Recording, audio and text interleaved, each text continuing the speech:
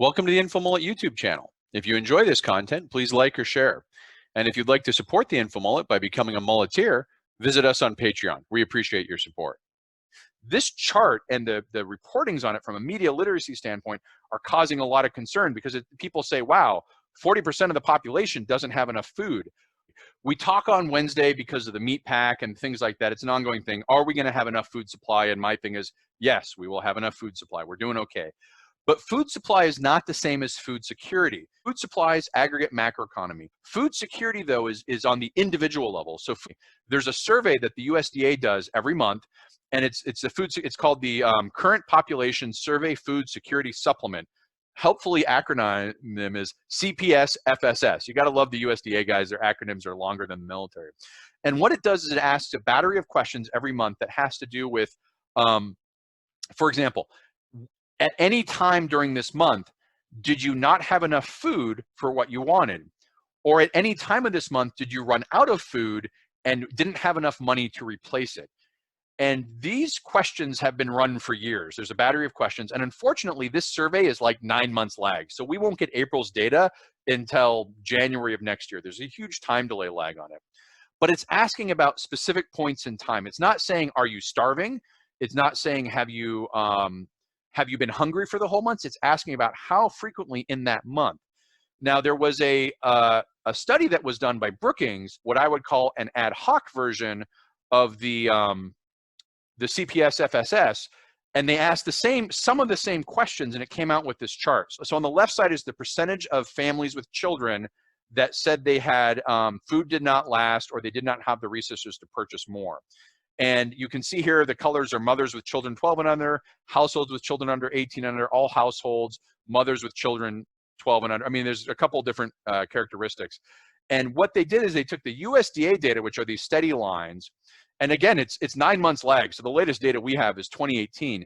And then they did a spot check for the month of April. And what they did is they kind of drew these dashed lines. First of all, as an ad hoc report that's put together, it was done just for the month of April.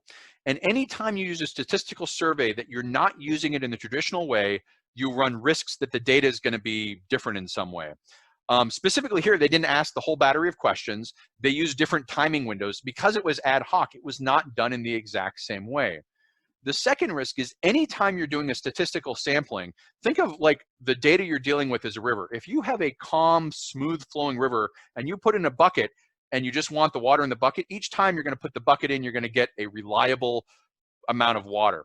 But if that water is roiling in rapids, it's just churning up and down, you put that same bucket in, you're going to get a difference. Statistical surveying during times of high volatility have themselves an inherent risk of being under or over reported because the instrument you're using is not designed for that level of volatility. And I've shown you all the levels of volatility we have. April is perhaps the most volatile month in US economic history since at least the Great Depression, probably 1935, if I'm remembering correctly. That doesn't mean this chart isn't accurate, but it has to be understood in the context of these technical factors that it could be worse or it could be better. But what it's showing is that there is a large increase in the month of April across all these categories for food insecurity. And that is very concerning because despite having plentiful food supply, that doesn't mean people have the money to it. It may not be that they're able to get to the store because of a quarantine or a lockdown, the grocery. They may be fearful. It's not entirely clear what's causing this other than obviously the general instability in the economic. If you think about SNAP benefits, which is the food assistance program, it takes about 30 days to get on SNAP. So if you are unemployed in April, on average, it's going to be May sometime until you get the EBT cards that let you get the food or give you the funds to be able to get the food. There are emergency applications. It is not easy. The application that you have to do, it's not like it's a walk in the park to get that. So I would imagine that you're going to probably see several weeks as people figure out what these things are, where to get them, how to get them, go through the hoops. And states have not made it easy to be on SNAP benefits. Every state, this is kind of a replay of what we're seeing in unemployment. Some states after the Great Recession put in mechanisms that made unemployment more difficult to claim and SNAP benefits more difficult to get. This was done, we'll be generous, under the operating theory that times are better and we're going to pull back the measures we put in place in the Great Recession. Well, those have been pulled back so far that in certain states like Florida, it is a disaster to try and get unemployment because it has become so hard to claim unemployment that you can't get through the mechanisms, even if you're legitimately unemployed.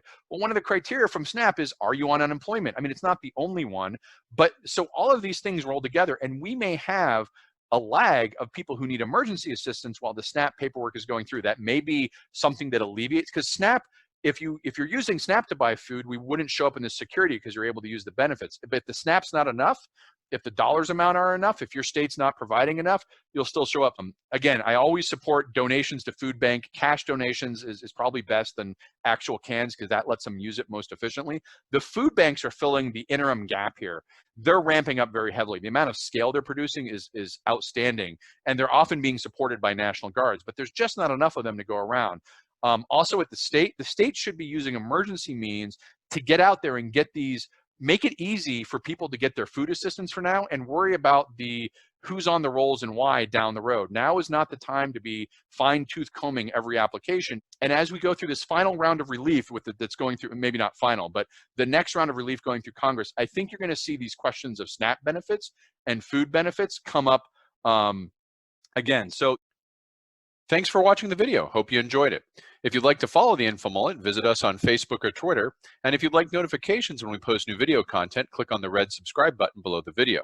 If you've ever wanted to become a mulleteer and support the InfoMullet, visit us on Patreon. We appreciate the support.